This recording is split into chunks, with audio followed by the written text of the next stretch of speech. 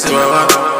Daddy, we live in the dream, top 10 in the field. All of Madrid like Champions League. Every 25 hits, even the only field. Man, I better the road like a Ferrari. We got a Pundit, I said I love of the tweet. Create my own leagues, so how we compete. Here's Canapri, who's on a hat-trick, and he's in! This is Corner Flag.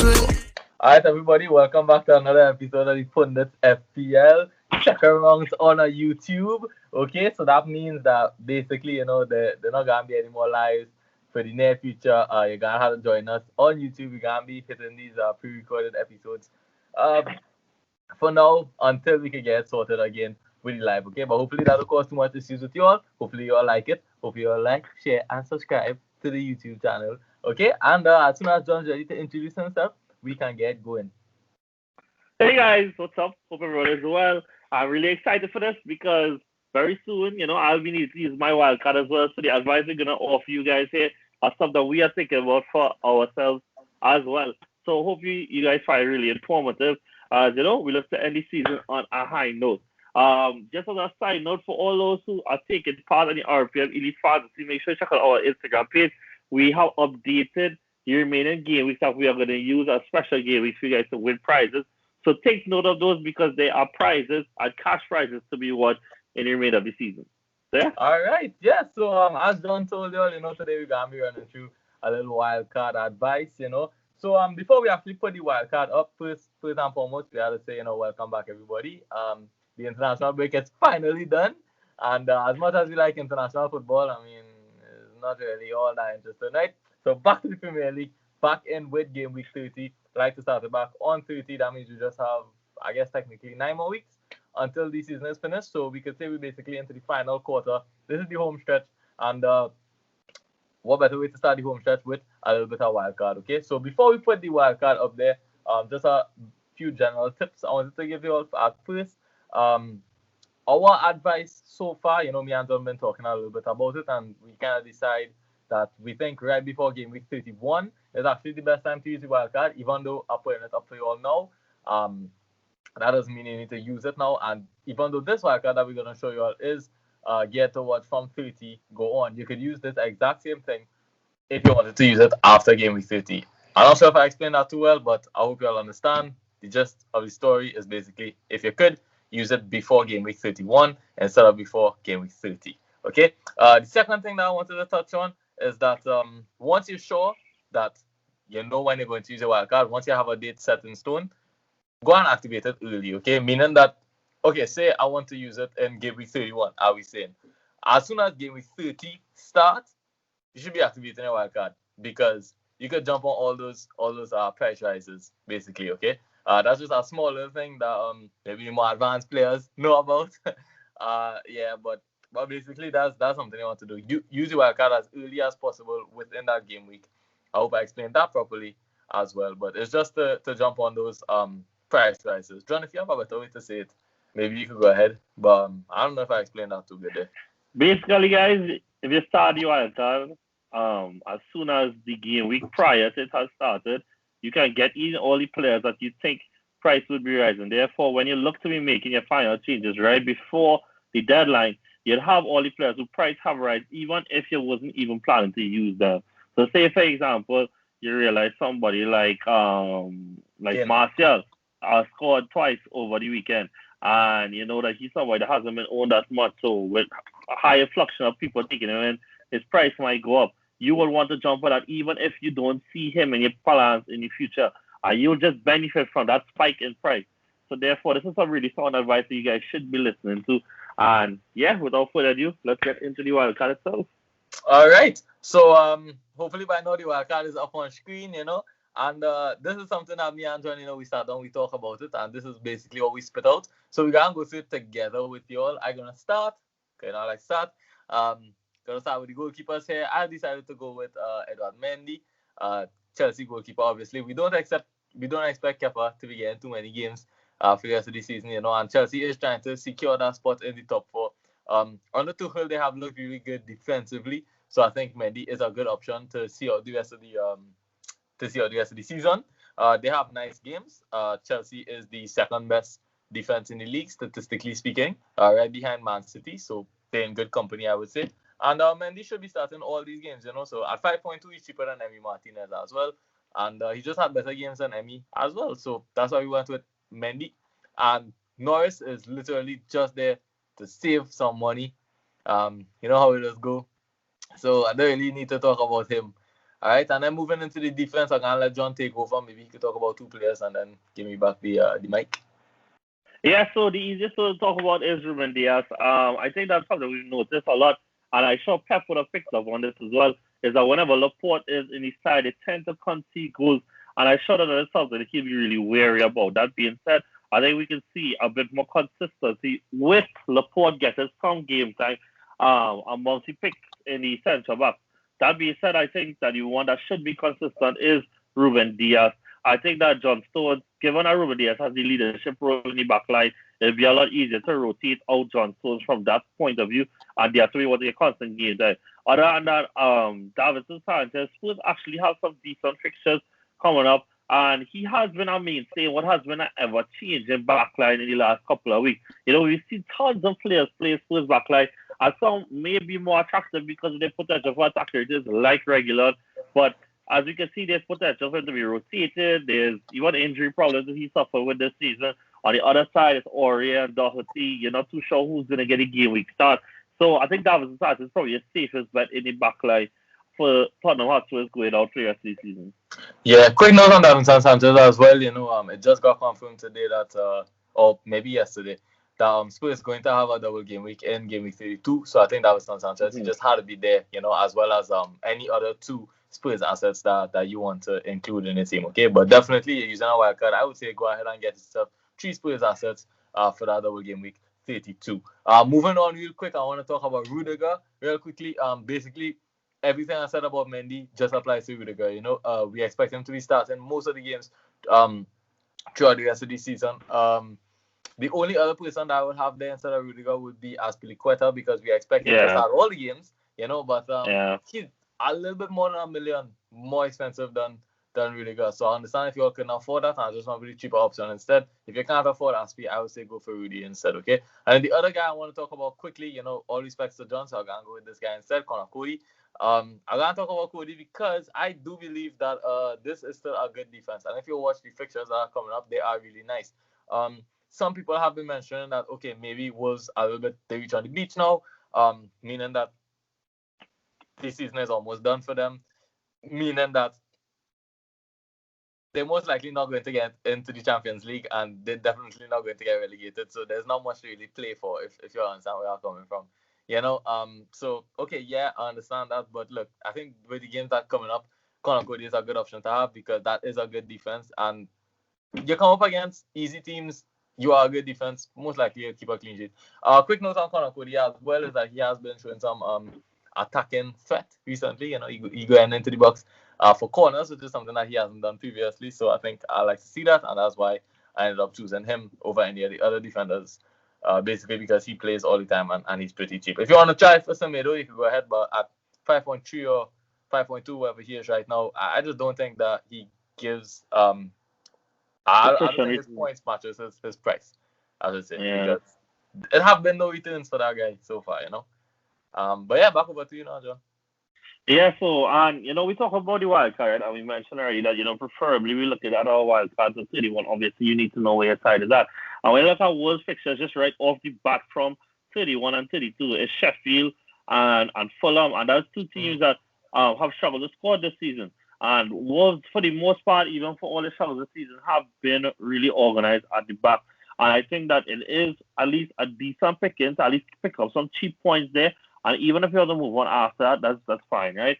Obviously, lastly, left Tierney for me. I really appreciate that. Arsenal do also have some good fixtures coming up, right? Obviously, it's Liverpool next, which is, in my mind now, is actually like a real wild card fixture because you're never too sure how Liverpool are going to be on the day, because on one hand, they have struggled a lot since December in terms of scoring, but since Jota is back, you never know. However, we're looking beyond that. Are we looking at the fact that in the next couple of weeks, we've got Arsenal, have Sheffield, they have Fulham as well. Again, 2 teams that have struggled scoring, and for all Arsenal problems going forward, they tend to be really solid at the back. Then when you add the fact that Tierney is literally what I would consider, even as an Arsenal fan, what is probably like Arsenal's 3rd most important component in the attack. In terms of the dynamic that he plays with wide, we saw important he was against Spurs. We saw important he was against Leicester, and I think that he is ripe for returns coming up for the last stretch of the season. Especially when you look at the fact that Arsenal looking at possibly a deep run into the Europa League. There might be some rotation amongst the team, especially amongst the centre back players. Tons of them, and we saw recently right back Caleb Chambers play. But for Kieran Tierney, there is no other left back. There is no other left back in the squad. So his spot is the surest spot possible in his Arsenal backline. And that is something that we can't take for granted going into these Arsenal couple of weeks where points are going to be ever so precious. Yeah. Right, yeah. 100% agree. Moving into the midfield real quickly, I'm going to talk about Son. For the same reason that I talk about Davinson Sanchez, basically double game week. And Son is supposedly over his injury now. And we expect him to be playing as long as he is fit. That guy plays 88 to 95 minutes as long as he is fit, has had a very good partnership with Harry Kane this season. So that plus playing twice in the double game week plus some decent games coming up ahead, that's why I had to go ahead and put Son in the team, right? And another fellow that I want to talk about real quick is Diogo Jota. John just mentioned him, so that's why I decided to just pick up his slack real quick.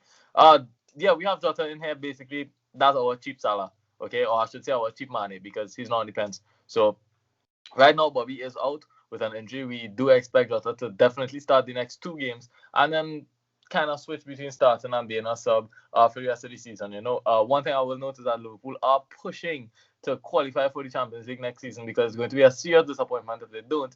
And with that, they basically going to need to play who's in form. And right now, Jota is in form. International break, 3 goals, right? 3 goals in the international break. Firmino, well, okay, he's injured, coming off an injury, fair enough. But we expect Jota to keep scoring in Liverpool as well, and just like he has done in the past. And if we are supposed to learn from the past, what we could predict is that Jota will displace Firmino again, or just force himself back into the team, whether they have to play all 4 of them, or Firmino just have to be on the bench for a little bit. It doesn't matter, because we expect Jota to be playing. I'm going to hand it back over to John. Yeah, so I would like to pick up on Rafinha. Again, this is somebody that we've talked a lot about this season. He's had a fantastic debut season in the Premier League.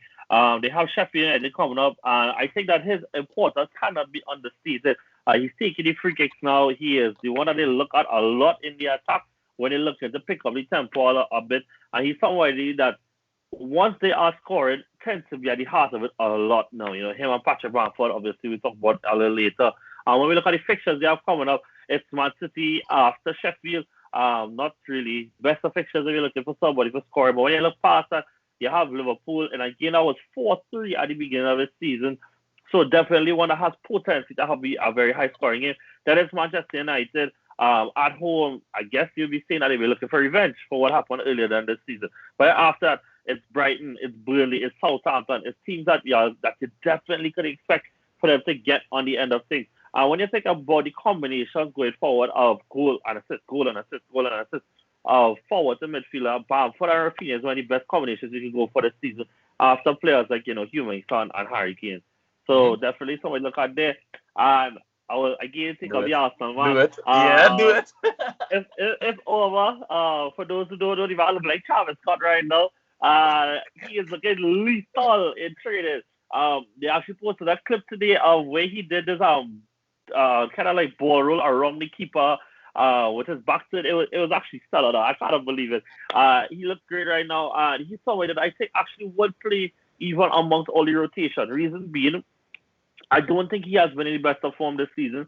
I think it has been really patchy for him. And I think that if Arsenal are looking to win the Europa League, like he's obviously a huge part of that. And I think because of that, Arteta will be looking at these league games against Leicester side to keep him informed, to keep him going, to help the goals flow for him.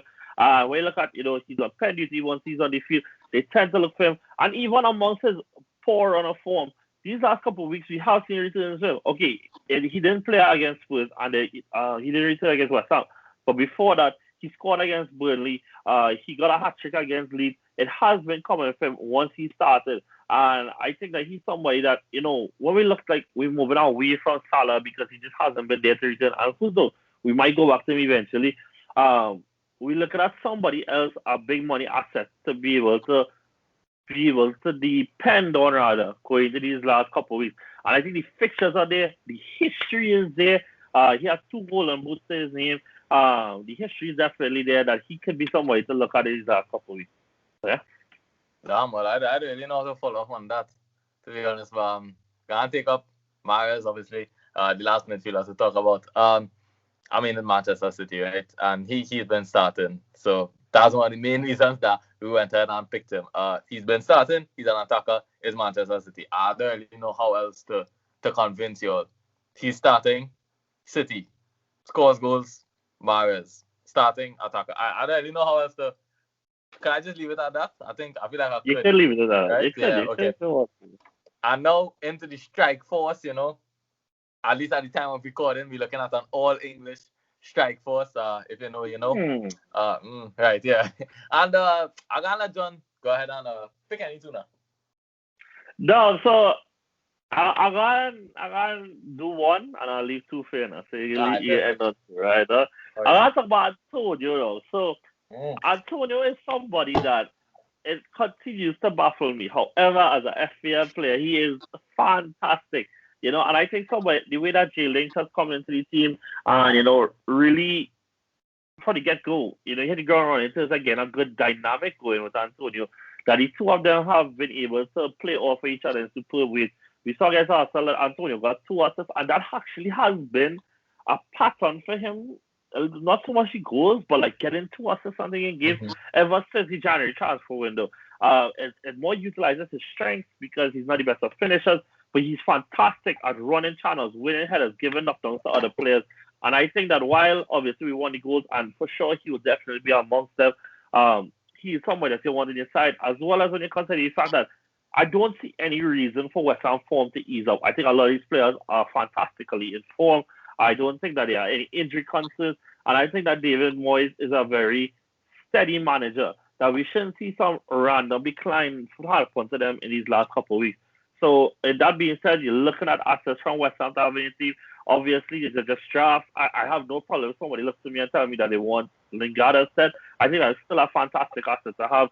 But, you know, I think that you should have at least one asset from West Ham where these 5 couple weeks. Because as we see this season as well, being a big game does not defer them from playing well. It doesn't matter. It doesn't matter at all. So, yeah. Yeah, well, going on to Harry Kane now, you know, this is a guy that is in everybody's argument right now for player of the season, basically. You know, he has the most assists, and he's a striker, which is something that is kind of unheard of in the Premier League, at least so far. Perhaps that is changing because, as John just told you, yeah, okay, anyway, actual number 9, I would like to say, but anyway, was not a 9, don't even stop, whatever. Anyway, right, so I think by now, if you don't have Kane in your team, you need to find a way to get him. He has a double game week coming up. He is perhaps the most informed player right now. He has great games coming up. He is the man, the talisman of his team. I think all the fingers basically point to Harry Kane. I don't know how else to persuade people to go ahead and get him, but his numbers have been fantastic. Again, most assists in the season so far. Close to top scorer in the league. Is that that's true, right? While I was coming off my mouth, I wasn't too sure, but he's close. Yeah, I'll get the actual. Jesus.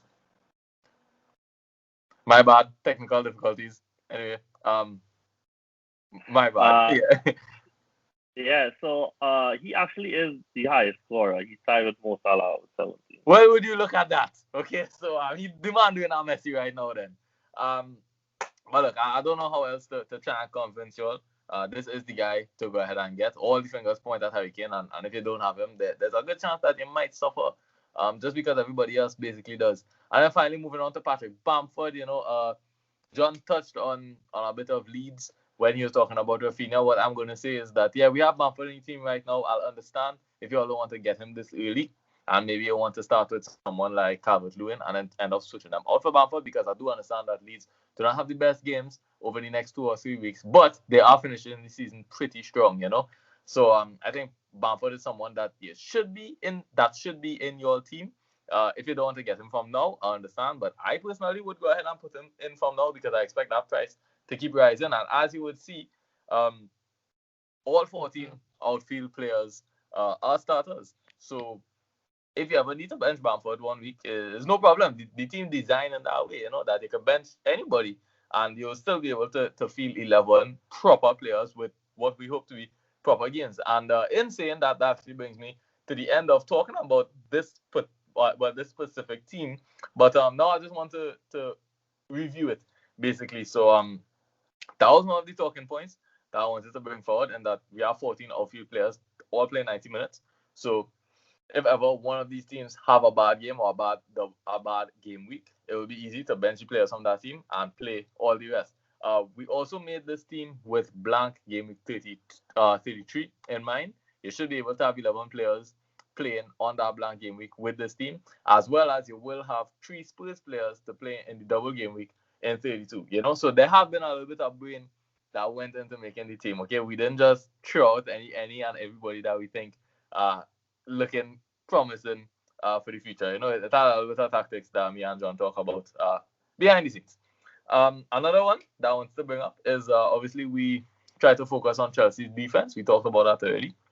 And another team that we tried to target, aside from Spurs and Chelsea, was Arsenal. Okay, and for reasons that John already mentioned, I just gonna put my little 2 cents in there. Arsenal is a fantastic attacking team right now. So we try to take the best attackers from the team. Lo and behold, one of them ended up being a defender. But hey, that's just how the footballers play sometimes, okay? Apologies again. We having a bit of difficulty right now. Somebody don't know how to stop calling, but that's how it goes, right? Anyway, finally, I'm gonna talk about some of the missing players. Some of the players that we did not include, and as I bring them up, I'm gonna let John give us a bit of knowledge about it. Okay, so obviously you all see that Bruno Fernandes is not in this team. John, why? Or how we feel about that? I don't know, those things are so fucking terrible. But dog, like I have said this to you this while, the United form was not sustainable, and as we've seen that since December, it has been really patchy for him.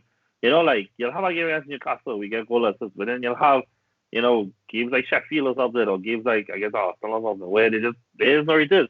And it's because United lack a true style of play going forward, and because of that, there's only so much times that Bruno's individual quality carries in. And when you look at how expensive he is, we can't be chancing that, okay, this weekend might get it, next weekend not gonna get it. That's not good enough.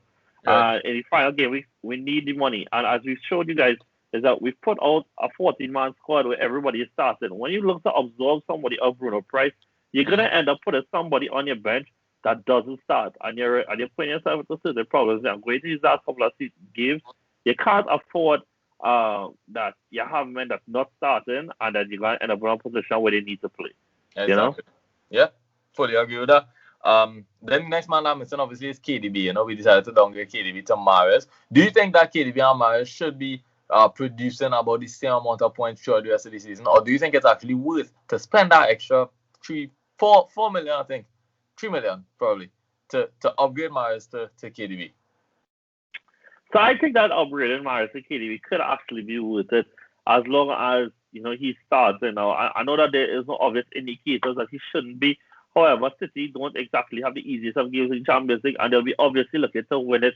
Even as a tribute to Kun Aguero, who's leaving at the end of this season, right? That being said, KDB has had a dodgy season with respect to injuries. He's had a dodgy past couple of seasons actually with respect to injuries. And I think that Pep might want to have him wrap up in cotton wool just to make sure that he doesn't get injured. So is the potential if he might not play, and that's my same concern even with Gundogan, that we see them not play in the last couple of game weeks. And it kind of hurt us, those of us who have Gundogan on. Yeah, he'll sub one, but when you're subbing on a guy to just get 1 point, that's exactly. Just not enough, So yeah. Right. The other big hitters that we decided to leave out was Salah and Mane. Maybe not so much Mane, but I know a lot of you have been thinking about Salah. Is he worth it right now? What's going on with this guy? So, John, if you want to help us out a little bit with Salah, he have the fixtures, but is he... So the thing is, right, is that what I would say with Salah is that there is a potential Now with Jota and his I can't believe how much we are riding on Jota's form, right? But there's a potential with Jota being back in the lineup that maybe there's a bit more freedom for Salah to operate it with other teams having somebody else to focus on. Because don't get me wrong, I'm a big fan of Mane and I really like him as a player, but he's been really poor this season. Because what we've seen a lot this season is that teams try to mark off Salah, leave space for everybody else, and then Mane ends up getting the ball in and around the box, and it's terrible execution of passes and shots. Where, in previous seasons, that he would have either scored or made a better pass, or at least tested the keeper. That lack of quality is showing. And again, as somebody who has a double-figure price, you can't be affording that lack of quality. Now, again, we are seeing this based on how the season has gone thus far. Now, what can happen is, he's had an international break, had some time off from Liverpool, and coming back to Liverpool, he could have a clear head, and all of a sudden, he's back in form. So it's not to say that he is totally out of our plans, but rather that so far he hasn't been with the gamble. Again, there's no to this. Again, our wildcard is game week 31. So therefore, it kind of allows us to see how players return after the international break. Exactly. See how they look in. And exactly. To be fair to both Mane and Salah, they have a fixture coming up in game week 30 that historically they've both done well in. They both scored in a lot. So maybe it could be the confidence booster that they both need. However, Liverpool have lost on this ground last year, even though they dominated proceedings even then. So it'll be one to keep an eye on and want to help us make a proper assessment of what Liverpool assets we want. Because I agree with Daniel. Liverpool will be looking to make a huge charge to get back in the Champions League. And that being said, they have to score goals. If they score goals, somebody's getting points. And we want to be on the right end of the people getting points. All right, fair enough. Love that assessment. And hopefully, in the next episode, we'll touch on it a little bit more as we start going into getting a little bit more Game Week 30 specific. But for now, that is it. All right, that brings us to the end of this wildcard and to the end of another episode on YouTube. We hope you all liked it. Please like, share, and subscribe to our new YouTube channel, the Pundit FPL. But yeah, honestly, that was it. Thanks for watching. Hope that we helped, and good luck going into Game Week 30. We should be having another episode coming out to talk about more specific stuff about Game Week 30, so please look out for that. And now, I'm going to hand you all over to John to do his famous outro. Go on. Catch you guys next time. Take it easy. Later.